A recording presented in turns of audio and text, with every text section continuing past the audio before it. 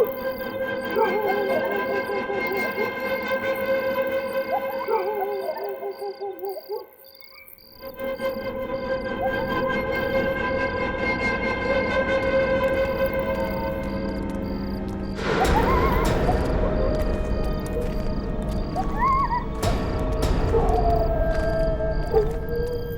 जाओ, अपना अपना मुखौटे खोल दो।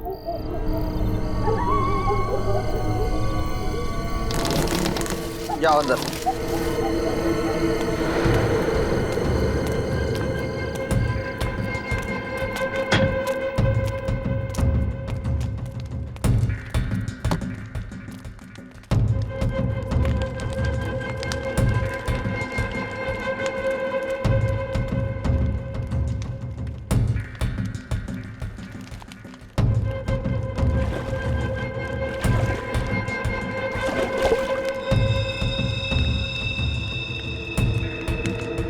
करना है कर लो, लेकिन तुम अब मुझसे अब ये काम नहीं करवा पाओगे।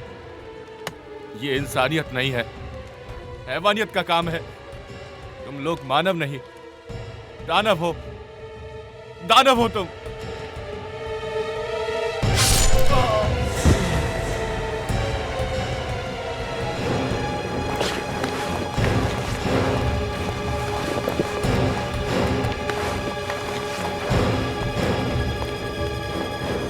कान खोल कर सुन लो, जो हमारे खिलाफ आवाज उठाएगा उसे हमेशा के लिए सुला देंगे हम।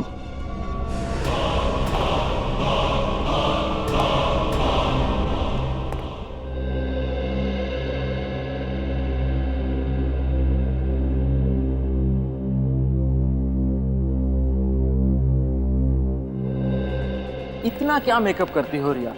कुछ देर और अगर मेकअप कर लेती ना तो आज रेस्टोरेंट बंद हो जाता। ओह कम ऑन जगत, लड़कियां बिना खाने के रह सकती हैं पर बिना मेकअप के नहीं। एनीवेज तुम नहीं समझोगे ये सब। अच्छा तुम मेनू देखो, मैं प्लेट लेता हूँ। ओके।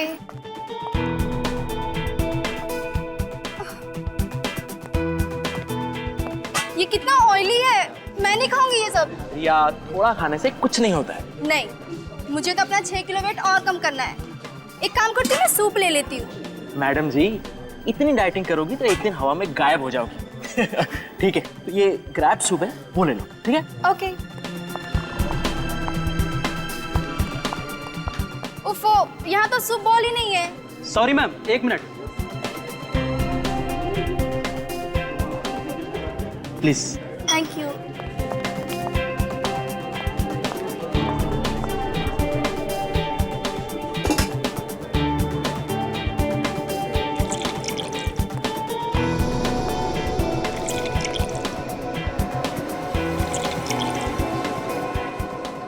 हो गया रिया? हाँ। चलो, कह रही थी तुम्हारे दीदी का कॉल आया था। दीदी का नहीं, मामा का फोन आया था। अच्छा मम्मा का कॉल था। हाँ तो रिया क्या कह रही थी तुम्हारी मामा? अरे यार मैं तो तुम्हें बताना ही भूल गई। हाँ वो कह रही थी ना कि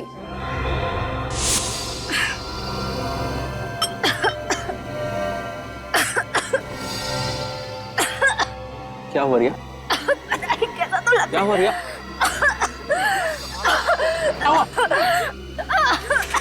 क्या करता? क्या हो गया? रिया, रिया संभालो अपने आप को। रिया, रिया, रिया, रिया। खाना गले में तो नहीं अटक गया? आप सूप पी रही थी। रिया, रिया, पानी खिलाओ ना उसे। क्या हुआ है? रिया, रिया, ये लो पानी। रिया पानी। ये तो मर गई है। रिया, रिया उठो रिया, रिया, रिया, रिया उठो रिया। रिया, कौन है इस होटल का मैनेजर? सर मैं हूँ मैनेजर। तुम इस होटल के मैनेजर हो? क्या मिलाया था तुमने सूप में? सर हमने सूप में कुछ नहीं मिलाया था सर। तुम जाकर बावर्ची को बुला कर लाओ जल्दी। बावर्ची को बुलाने की जरूरत नहीं है, अब तो सीआईडी आएगी।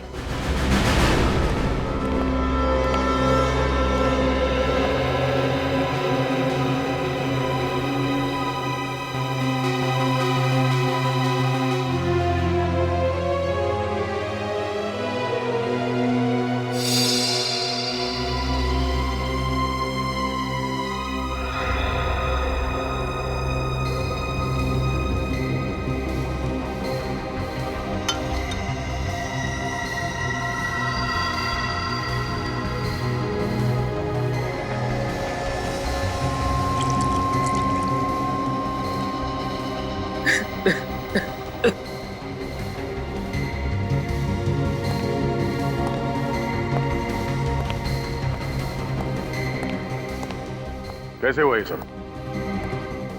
सर मैं और रिया इस डाइनिंग हॉल में जब दाखिल हुए तब तक रिया बिल्कुल ठीक थी सर। जैसे ही उसने ये सूप पिया और कुछ ही पलों में उसे बेचैनी होने लगी और ये सब कुछ हो गया सर। रिया को इससे पहले भी ऐसा कभी कुछ हुआ था? नहीं सर, कोई पुरानी बीमारी? नहीं सर, रिया बिल्कुल तंदुरुस्त थी सर। वो तो सर इन लोगों ने उस सूप में जहर मिलाया और मेरी बीवी को मार डाला सर। कमाल करते हैं आप। पिछले 2 घंटे से आप एक ही बात दोहराए जा रहे हैं। सर आप ही सोचिए, रिया मैडम ने जो सूप पिया है, हमारे बाकी गेस्ट ने भी वही सूप पिया है। सर अगर सूप में जहर होता तो बाकी लोगों पर भी तो इसका असर होता। आप लोग आपस में बहस करना बंद कीजिए। अच्छा, आप लोगों ने भी सूप पिया था तो आप लोगों को बेचैनी नहीं हुई? नहीं सर, अभी तक तो कुछ नहीं हुआ। पर मुझे इस औरत की लाश देख करके बेचैनी हो रही है। मैम, जो सवाल पूछा जाए उसका जवाब दीजिए आप। सॉरी सर, असल में मैं 2 बाउल भर के सूप पी थी, पर मुझे कुछ नहीं हुआ।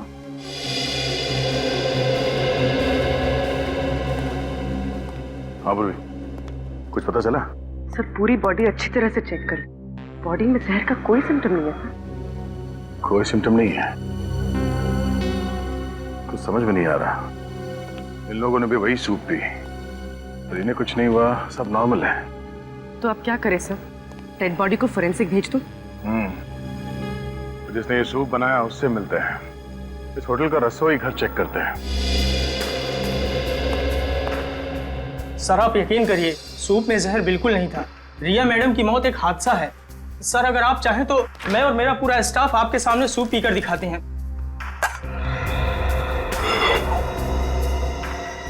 मैं आप लोगों को एक आखिरी मौका देता हूँ, सच बताओ, हाँ? क्या सूप में जहर था? नहीं साहब, सूप में जहर नहीं था। सब सूप मैंने ही बनाया था सर। जब से ये रिसोर्ट शुरू हुआ है तब से मैं यहाँ काम कर रहा हूँ सर। कभी भी किसी भी गेस्ट के साथ ऐसा हादसा नहीं हुआ सर। फिर मैं किसी गेस्ट को क्यों मारूंगा सर? सर अंदर कोई जहरीली चीज नहीं मिली।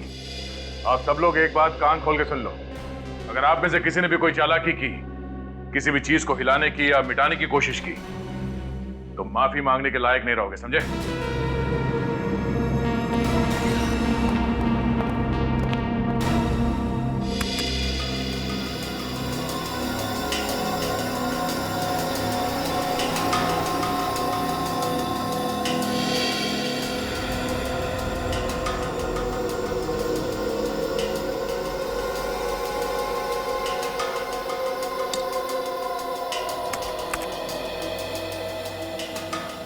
सर इस बात पर तो कोई भी विश्वास नहीं करेगा। जानता हूँ तारिका, और खास तौर पर वो प्रद्युमन तो बिल्कुल विश्वास नहीं करेगा। उसे समझाने के लिए तो ये सब कुछ दोबारा से करना पड़ेगा। क्या समझाना चाहता था तू साळुंकी? कि रिया के सूप में जहर था? जहर नहीं था बस। मैं रेहा का सूप और बाकी खाने की चीजें टेस्ट कर चुका हूँ। रेहा की मौत जहर की वजह से नहीं हुई। जहर की वजह से नहीं हुई तो फिर हुई कैसे मौत? एलर्जी से। एलर्जी से? हाँ बस। जैसे ही रेहा ने वो क्रैब सूप पिया, उसके फूड पाइप में स्वेलिंग होने लगी। वो सूजने लगा, जिसने ट्रैकिया पर प्रेशर डाला और उसकी वजह से इसका दम घुट गया और ये मर गई। तो अगर रिया की मौत एलर्जी से हुई है, जहर से नहीं, तो फिर इसके पति का शक भी सही नहीं है। कोई केस है ही नहीं। नहीं बॉस, केस तो है। रिया का केस नहीं है, लेकिन एक और केस आप लोगों का इंतजार कर रहा है। वो क्या? तो होटल में से जो प्लेट, चम्मच और बोल आप लोग लाए थे, उसमें से एक अजीब बात पता चली है। अजीब बात मतलब? बताता हूं, आइए।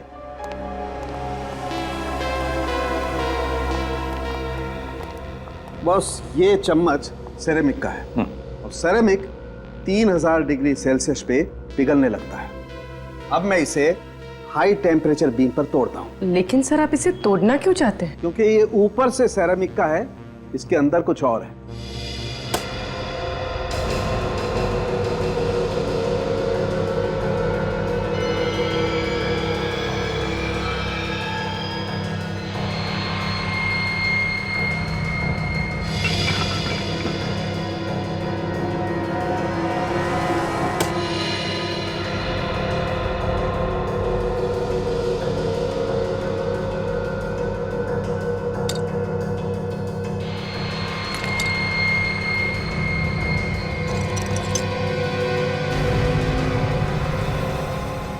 यार साळुंखे, ये तो हड्डी है। हाँ बॉस, ये एक हड्डी ही है। और चौंकाने वाली बात यह है कि किसी जानवर की हड्डी नहीं है, बल्कि ये एक इंसान की हड्डी है। क्या? इंसान की हड्डी? हाँ, किसी इंसान की पेल्विक बोन को काटकर उस पर सेरेमिक कोटिंग की गई है। लेकिन ये कैसे हो सकता है सर? हो सकता है, मैं बताता हूं। बॉस, हजारों साल पहले भी लोगों ने इंसान की हड्डियों से क्रॉकरी बनाई है। ये देखो, ये जो चम्मच है, ये किसी ने छोटे बच्चे की उल्ना, ये हाथ की ऊपर वाली हड्डी को तराश के बनाई है, जैसे कि वो चम्मच बनी है। और इतना ही नहीं बॉस, वो जो प्लेट आप लोगों को होटल से मिली है, उसमें तो एक नहीं, अलग अलग 12 इंसानों की हड्डियां मिली हुई है। उस प्लेट में 12 लोगों की हड्डियां मिली है? हाँ। माय गॉड, कौन कर सकता है ये? ये तो कोई ऐसा आदमी कर सकता है जिसका मानसिक संतुलन पूरी तरह से बिगड़ गया है। पता लगाना पड़ेगा होटल से कि उनको क्रॉकरी कौन सप्लाई करता है।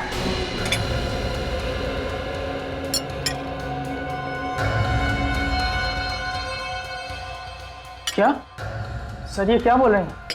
इंसानों की हड्डियों से बने हुए बर्तन? हाँ, और ये सारे बर्तन हम ले जा रहे हैं ताकि चेक करके देख सके ये भी वैसे ही इंसानों की हड्डियों से बने हैं या नहीं। और अगर सब के सब जेल की हवा नहीं खाना चाहते हो तो जल्दी से बताओ, ये इंसानी हड्डियों से बनी क्रॉकरी इस रिसोर्ट में कहां से आई है? सर, हम तो बावर्ची हैं। सामान खरीदने और पसंद करने की जिम्मेदारी तो मैनेजर साहब की है। नहीं सर, मैंने ये क्रॉकरी बिल्कुल पसंद नहीं की सर। सर, आज एक सेल्समैन आया था सर, उसने ये सैंपल के तौर पर दिया। सर, महंगाई कितनी बढ़ गई है। इतने बड़े रेस्टोरेंट में भी क्रॉकरी का बजट नहीं है, सैंपल से काम चला रहे हैं। ये सैंपल की क्या कहानी है?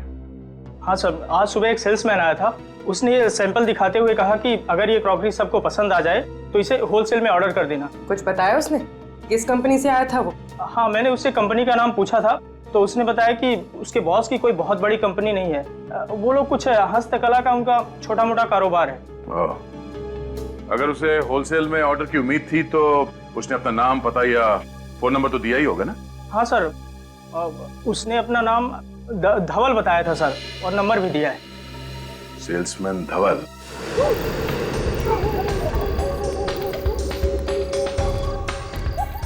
सर, ये रहा धवल का घर। मोबाइल कंपनी वालों ने यही एड्रेस बताया था। मेरा शक सही निकला, धवल है ही नहीं यहाँ पे। साहब, आप लोग धवल से मिलने आए हैं क्या? धवल के रिश्तेदार हो क्या आप लोग?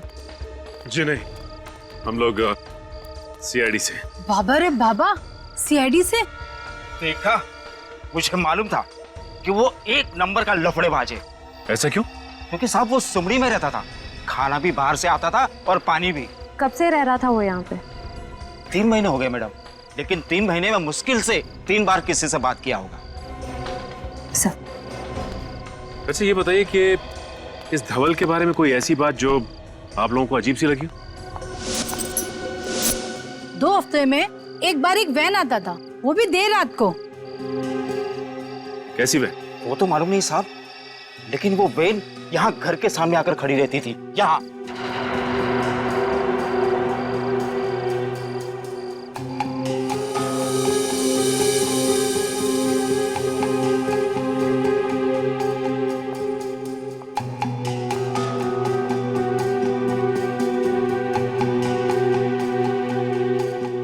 धवल और दूसरा आदमी उसमें से बड़ा बड़ा कार्टून निकाल के घर के अंदर ले जाता था। ठीक है, अगर आप लोगों की जरूरत पड़ेगी तो हम बुलाएंगे। आप लोग यहीं रुकिए। जी।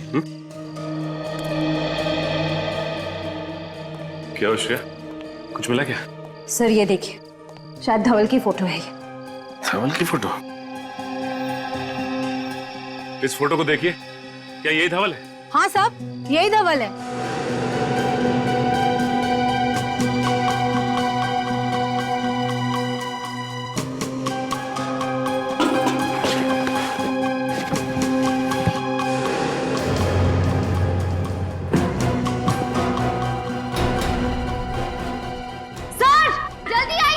आशिया! सर! My God!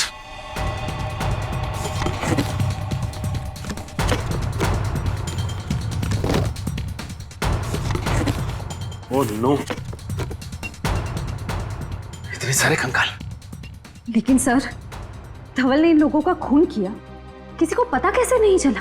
ये लोग चीखे तो होंगे, बदबू तो आई होगी। नहीं श्रेया, इन्हें यहां नहीं मारा गया है, बल्कि इन्हें बाहर मारा गया है और इनकी हड्डियों को लाया गया है कार्टन्स में। लेकिन सवाल ये उठता है कि ये लोग थे कौन जो मारे गए, और धवल ने इन्हें मारा कहाँ है? सर, एसीपी सर ने कहा है कि सारी क्रॉकरी की दुकानें चेक करो, पर कहीं कुछ पता ही नहीं चल रहा है। श्रेया, मुझे पूरा यकीन है कि ये क्रॉकरीज इन्होंने होटल में दी है तो किसी ना किसी दुकान में भी जरूर दी होगी। ध्यान से देखते रहो। सर ये भी क्रॉकरी की दुकान ही लग रही है। चलो चल के देखते हैं। भाई साहब, हम लोग सीआईडी से। सीआईडी? जी हाँ, सीआईडी। अच्छा ये बताइए कि इस तरह की क्रॉकरी कौन बनाता है और कहाँ बनाई जाती है? सर ये देखिए, इस प्लेट पर भी बिल्कुल वैसी ही डिजाइन बनी हुई है। इस दुकान का मालिक कौन है? हम दोनों सर। मेरा नाम मानिक और ये मेरा भतीजा सागर है। आप लोग हमारी दुकान पर क्यों आए? क्रॉकरी बेचना कोई गुनाह है क्या?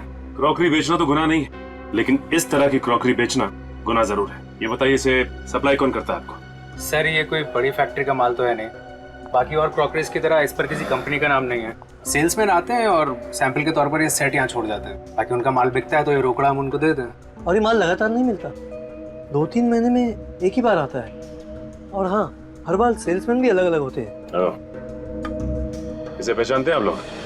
हाँ, अरे ये तो वही सेल्समैन है ना जो पिछले 2-3 महीनों से ये माल सैंपल के तौर पर हमें देखा जाता था। क्या नाम था इसका? धवल, और आजकल फरार रही है। सर आप क्या बात कर रहे हैं, कुछ समझ नहीं आ रहा। देखिए, हम आपको डराना नहीं चाहते, लेकिन आइंदा से इस तरह की क्रॉकरीज अपनी दुकान में मत रखिएगा, समझे? लेकिन क्यों? क्योंकि ये सिर्फ सिरामिक से नहीं बल्कि इंसान की हड्डियों से बना है।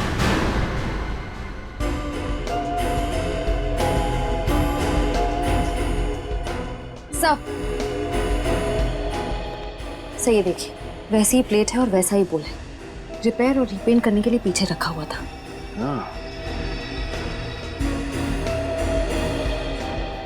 भाई साहब, इसे रिपेयर और रीपेंट आप किससे और कैसे करवाते हो? सर वो धवल, वही ऐसे खराब पीसेस को खुद आकर वापस ले जाता है और वर्कशॉप में रिपेयर करवाता है। श्रेया, एक बार ये पता चल जाए कि ये कारीगर हैं कौन, तो सप्लायर कौन है ये खुद ब खुद पता चल जाएगा। सर, धवल के घर से जो खोपड़ियां मिली हैं, उसके जरिए डॉक्टर साळुंके ने अब तक 15 लोगों के चेहरे बनाए हैं। सर ये है वो लोग।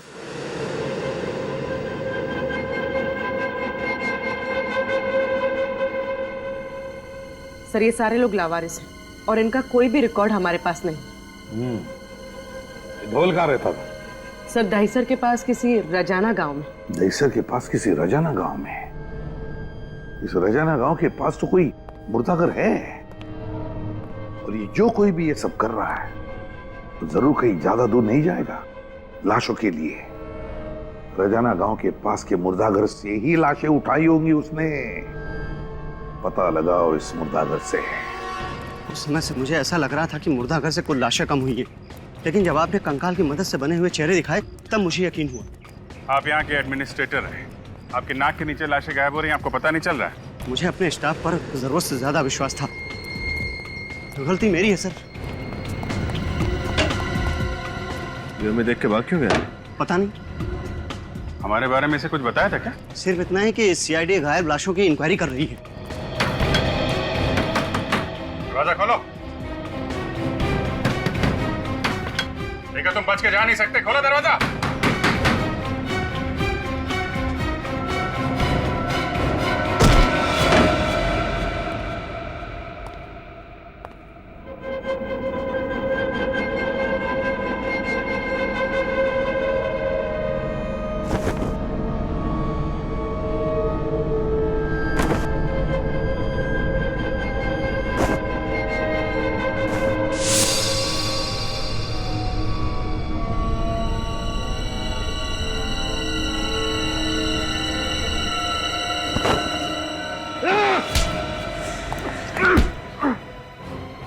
रहने के लिए मुर्दों का सहारा ले रहा है? छोड़ दो मुझे जाने दो। कहाँ जाएगा? तुझे तेरी मंजिल तक तो हम लेकर जाएंगे। लाशों की चोरी करता है। ये करता था लाशों की चोरी? हाँ, और ये मत पूछना कि लाशों के साथ ये क्या करता था। ले चलो इसे। कुछ साबित नहीं कर पाओगे इंस्पेक्टर, कुछ भी नहीं।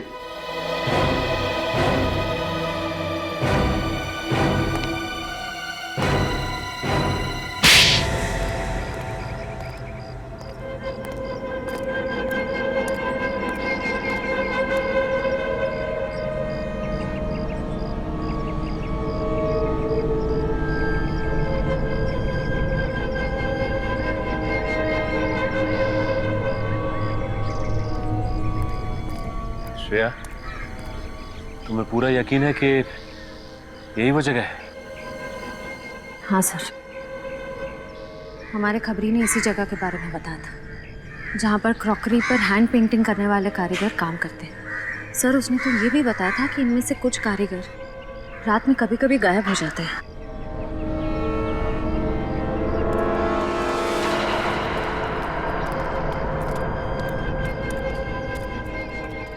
जी कहिए। हमें क्रॉकरी पे। देखिए मैम, हम क्रॉकरी नहीं बेचते, आपको शायद कुछ गलतफहमी हुई मैम। हम लोग तो बस यहाँ के कारीगर हैं और इसमें पेंटिंग करते हैं। हमें भी ऐसे कारीगर की तलाश है जो इस तरह की पेंटिंग कर सके। ये देखिए,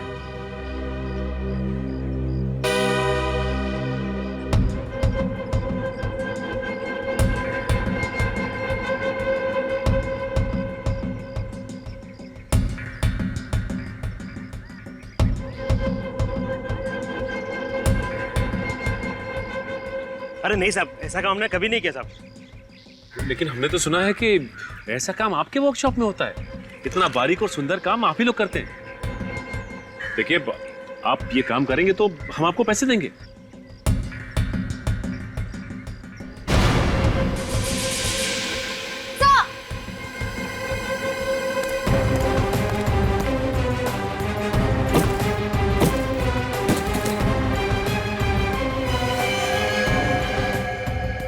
ये तो मर चुका है। रुक जाओ, गोली मार दूंगा मैं।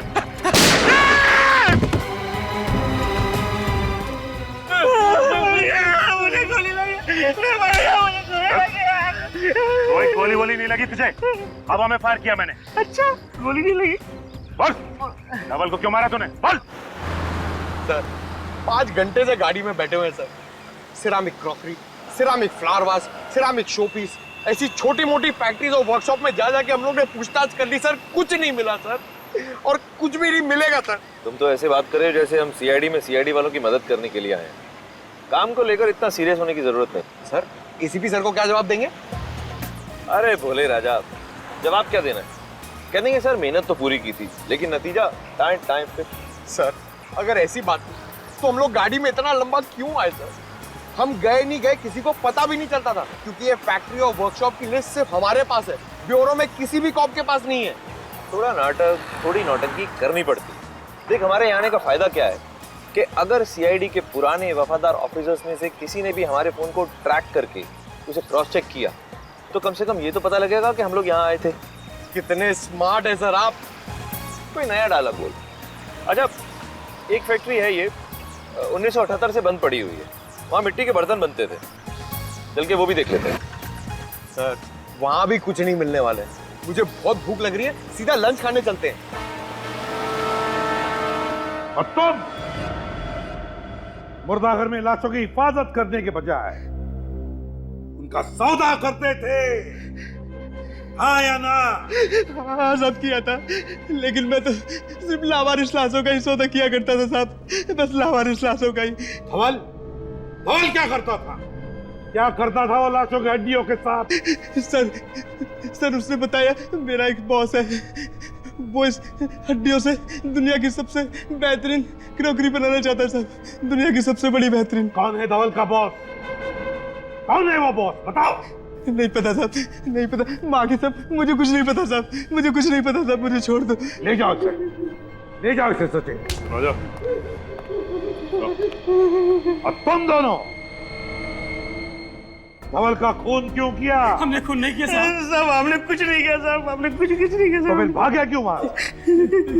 साहब हम अपना काम कर रहे थे साहब। धवल जी तो गुंडों के साथ आए और कहा कि सीआईडी आ रही है, वो डर के भागने की कोशिश मत करना, नहीं तो सीआईडी वालों को शक हो जाएगा साहब। साहब पता नहीं अचानक क्या हो गया, धवल जी वहीं पे गिर गए साहब, और साहब गिरते वो मर गए साहब। चुप! बताओ, तुम्हें मालूम था ना कि वो क्रॉकरी इंसानी हड्डियों से बनती थी? हाँ साहब, हम गरीब आदमी है साहब, हमें क्रॉकरी पेंट करने का 20,000 रुपया मिलता था साहब। साहब हम मना नहीं कर सकते साहब, अगर काम करने से कोई मना करते ना साहब, सब उनको भी मार के उनकी हड्डियों की क्रॉकरी बना देते साहब। है कहाँ ये फैक्ट्री? कहाँ है फैक्ट्री? बताओ जल्दी। साहब गुंडे हमारी आंखों में पट्टी बांध कर ले जाते थे साहब, हम नहीं जानते साहब। आंखों पर पट्टी बांधते थे? तो अभी यहाँ पर अपनी आंखें बंद करो और बताओ कहां लेके जाते थे वो? कैसे लेके जाते थे? आंखें बंद।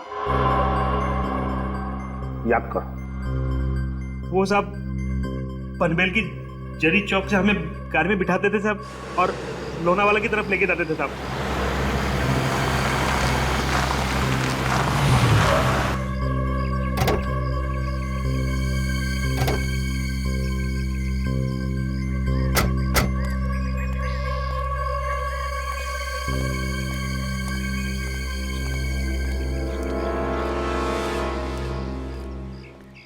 सर दिखने में तो कितनी बड़ी फैक्ट्री लग रही है ना। अब चलें यहाँ से सर, मुझे बर्गर खाने का बहुत मन कर रहा है। और वैसे भी उन लोगों को मालूम पड़ जाएगा ना कि हम लोग यहाँ पे आए थे। अब जब यहाँ तक आ ही गए हैं तो अंदर भी देख लेते हैं। आजा सर।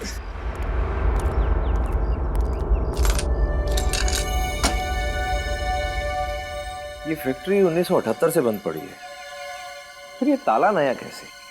सर अभी तो आपने कहा था कि हम लोग सीआईडी का काम करने नहीं आए, तो ये ताला नया हो कि पुराना आपको क्या फर्क पड़ता है? अरे बुद्धू, यही तो मौका है। देख, अगर कोई काम की चीज हाथ नहीं लगी तो बोल देंगे सर हमें कुछ भी नहीं मिला, लेकिन अगर कोई सुराग या सबूत हमारे हाथ लग गया तो सोच, पूरे शहर में ढिंडोरा पिट जाएगा कि सूरज और पंकज ने इतना मुश्किल केस अकेले ही सॉल्व कर लिया, जिसे सीआईडी के बड़े बड़े दिग्गज भी सॉल्व नहीं कर पाए थे। हाँ सर। समझा? एक काम कर, आसपास जरा जाकर देख कोई मिलता है क्या। मैं ये ताला तोड़ने की कोशिश करता हूँ। Okay sir.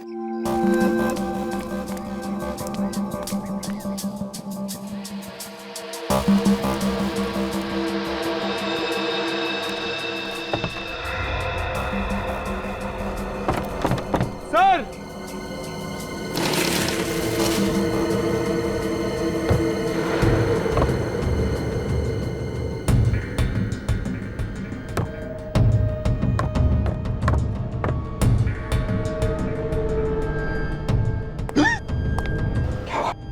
सर हड्डी। चुप। सर मैं कह रहा हूं अभी भी वक्त है, दया सर और अभिजीत सर को बुला लीजिए। ये जगह बहुत डरावनी है सर, मुझे बहुत डर लग रहा है। चुप। ऐसी छोटी मोटी तहकीकात के लिए उन्हें बुलाने की क्या जरूरत है?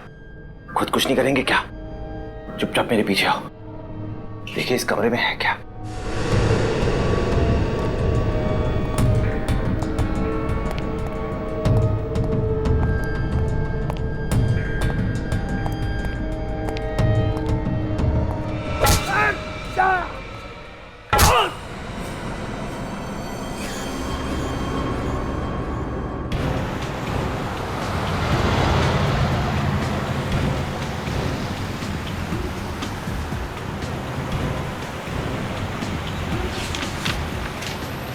कारीगरों का कहना था कि पनवेल के जरी मार्केट से उनको उठाते थे, आंखों पे पट्टी बांधते थे और फिर लोनावाला की तरफ 20 से 25 मिनट तक लेके जाते थे गाड़ी में। सर और करीबन 10 मिनट के बाद गाड़ी दाहिने मुड़ जाती थी।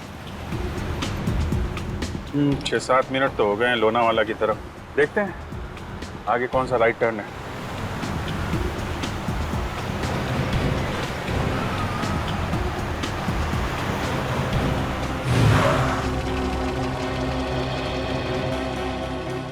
चिरंगी लेन, चिरंगी लेन, यही हो सकता है। इधर ले लो।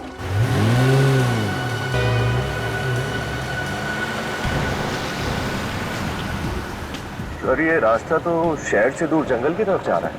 सर उम्मीद है कि उन कारीगरों का अंदाजा सही होगा। पूर्वी 6 महीने से लगातार उन लोगों को इसी रास्ते पे लेके जा रहे हैं। उनका अंदाजा गलत नहीं होगा।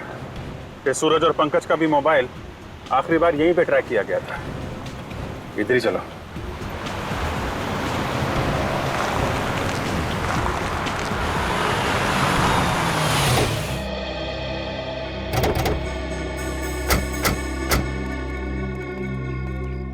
सर रास्ता बंद है यहाँ पर।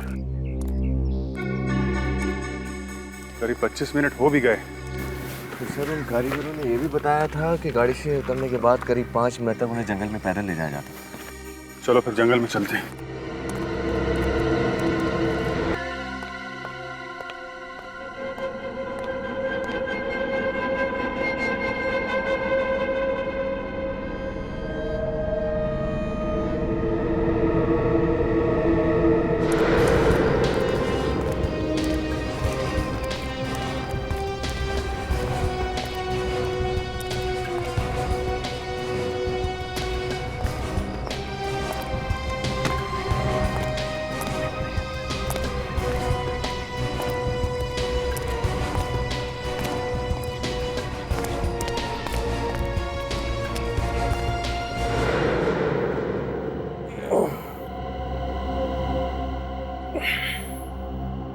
पंकज, पंकज,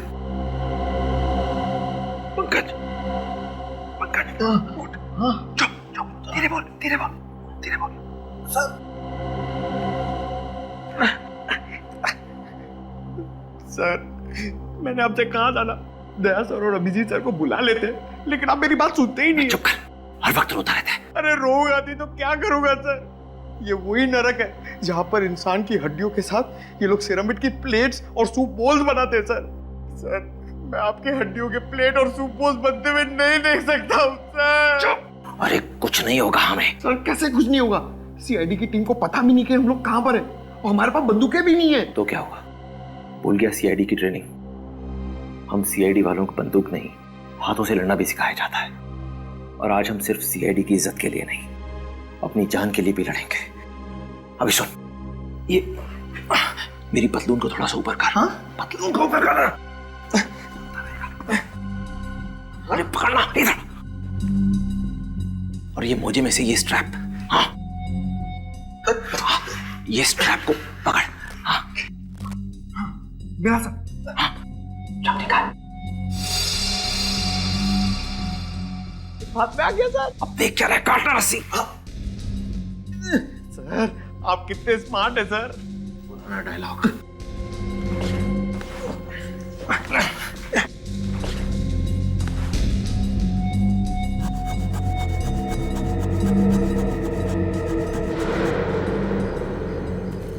सर इतने बड़े जंगल में उस जगह को ढूंढना बहुत ही मुश्किल होगा।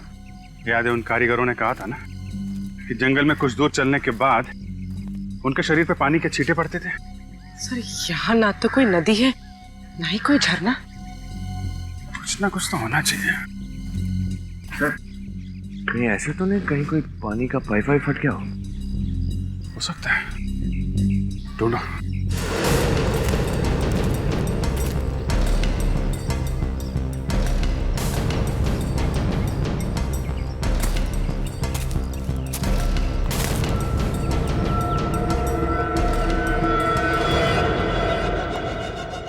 जा रहे शेरा, देख क्या उन दोनों सीआईडी ऑफिसर्स को। अब तक तो होश आ गया होगा। कब से तड़प रहा हूं उन दोनों से मिलने को। जा देख क्या जल्दी। Yes boss.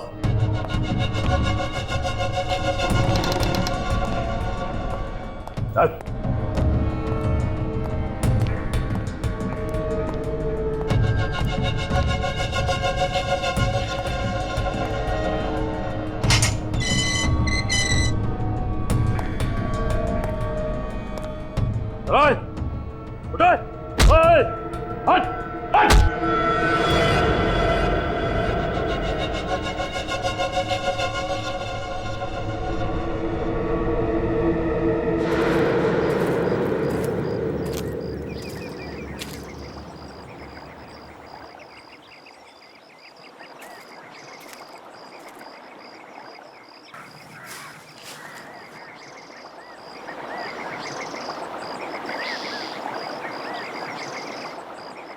पूर्वी,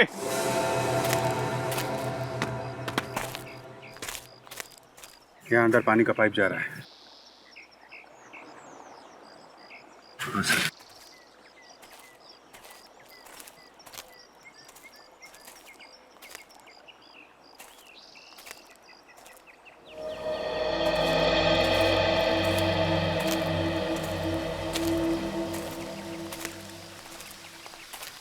ओह,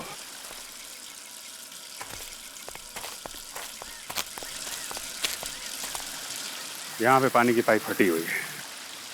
तो लगता तो हम सही जगह आ गए। सही करो विनीत, यहीं कहीं आसपास होगी वो जगह। तो ये है वो जगह जहाँ पे सूरज और पंकज को कैद करके रखा है।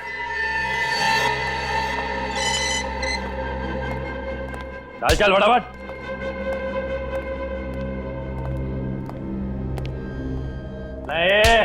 चलो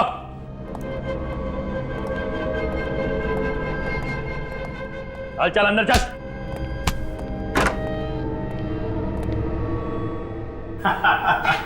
आओ मेरे मेहमानों, आओ। अब तक तो तुमने देख लिया होगा ये मेरा छोटा मोटा कारोबार। तुम? आप लोग हमारी दुकान पर क्यों आए? क्रॉकरी बेचना कोई गुनाह है क्या?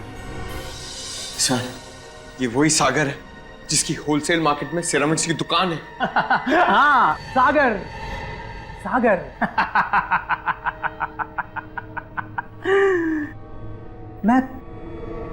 मैं प्यार का सागर हूं, दया और मानवता का सागर। दिल दरिया है मेरा। मैं तो सिर्फ एक समाज सेवक हूं। इंसानों का दिया इंसानों को ही लौटा देता हूं।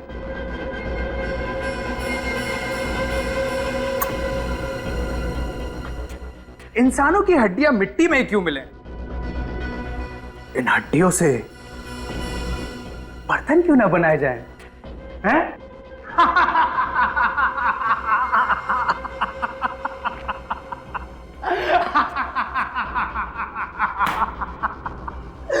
दुनिया की सबसे अनोखी क्रॉकरी बनाता हूं मैं, इंसानों की हड्डियों से बनी हुई क्रॉकरी।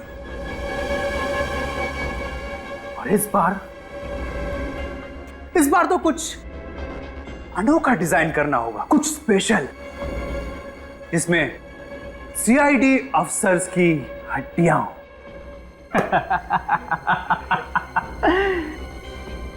और उस रेंज का मैं अनोखा नाम रखूंगा। हाँ, सीआईडी स्पेशल रेंज। सब कुछ बिक जाएगा, सब कुछ बिक जाएगा। चुप! ये तू ठीक नहीं कर रहा है सागर। तुझे अंदाजा नहीं है कि हम सीआईडी वाले क्या कर सकते हैं। सीआईडी वाले नहीं, करूंगा अब मैं। शेरा, लेके जाए इन दोनों को और जिंदा तेजाब में डाल दे। कुछ ही देर में दोनों तड़प तड़प के मर जाएंगे। उसके बाद इन दोनों की हड्डियों से बनेगी सीआईडी स्पेशल क्रॉकरी। लेके जाओ।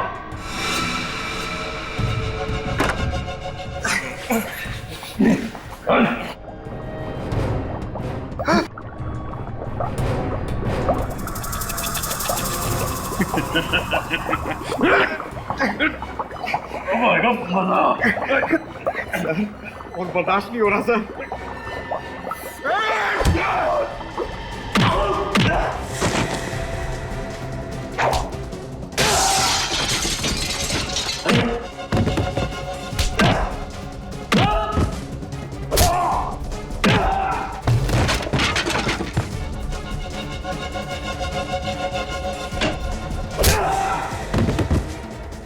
सीआईडी की हड्डियों से क्रॉकरी बनाएगा।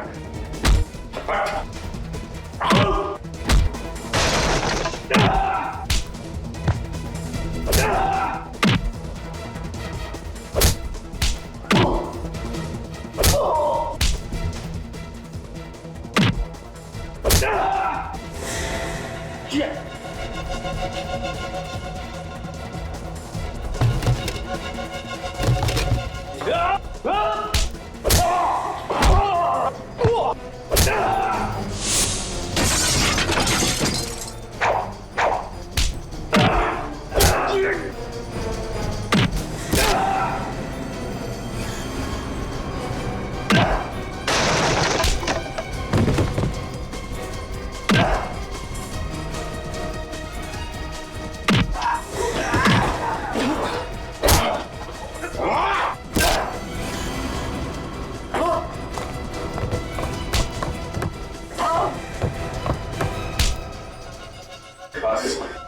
तेरा खेल खत्म।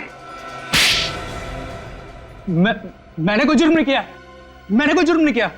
ये तो एक कला है। कला। इंसानी हड्डियों से बर्तन बनाना ये कला है। बर्तन बनाना कोई जुर्म थोड़ी है। मैं तो मुर्दा घर से सिर्फ उन्हीं लाशों को खरीदता था जो लावारिस होती थी, क्योंकि मैं नहीं चाहता था कि उन लाशों की हड्डियां जमीन में गलकर मिट्टी बन जाए। जब तुम्हारा काम मुर्दों की हड्डियों से चल रहा था तो फिर मासूम लोगों की जानें क्यों ली? जो भी मेरे रास्ते में आया, जिसने भी मेरे कारोबार में दखल देने की कोशिश की, मैंने उसकी जान ली। सबसे पहले तो मैं उन कारीगरों को मारता था जो मेरा काम करने से मना करते थे, और फिर उसके बाद में उनकी हड्डियों से बर्तन बनाता था। और धवल को क्यों मारा तुम्हें? धवल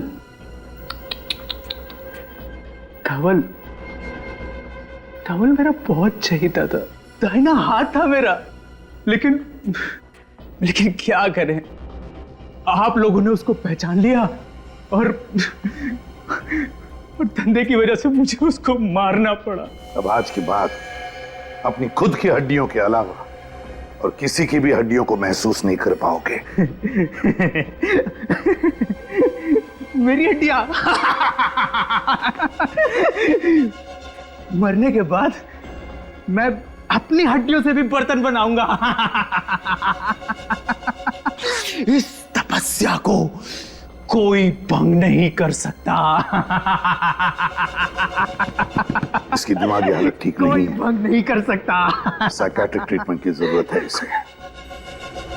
फिर अदालत ही तय करेगी इसे क्या सजा देनी है।